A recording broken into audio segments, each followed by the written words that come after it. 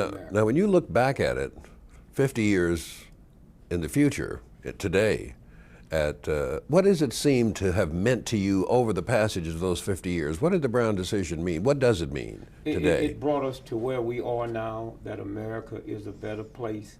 You know, you know, in the old days, people used to have a system where they'd ring the bell to let you know dinner is served.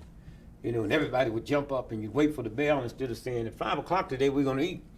That was like the bell ringing, that there's a new menu.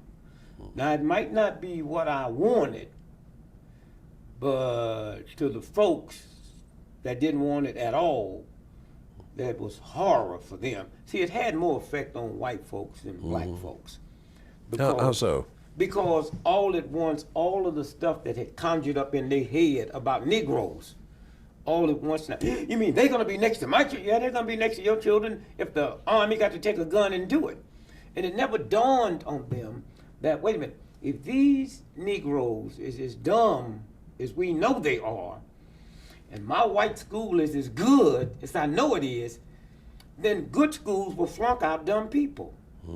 But now, anytime you're telling me that a dumb black child of mine is gonna mess up your school wasn't good in the first place. But so all of that ignorance, all of that meanness, all of that bitterness, which you never had to think about. And then all at once, for years, after slavery, where black folks had just gone along, there were no rumbles. And so it was just this quiet atmosphere with all this mess going on underneath.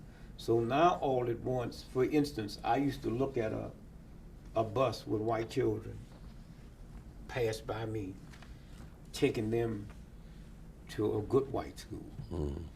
And they just said busing. And then when I had to get on the bus, they changed the word to forced busing. And then you start seeing the meanness and the hatred. And then you know that you're in for a struggle, because at the time I didn't know there was a thing called white supremacy. And most of the white folks that participate in all that hate, they don't know anything about it. Because if all black folk disappeared from America, they poor white folk would catch hell. But somebody gonna be this boy's nigga.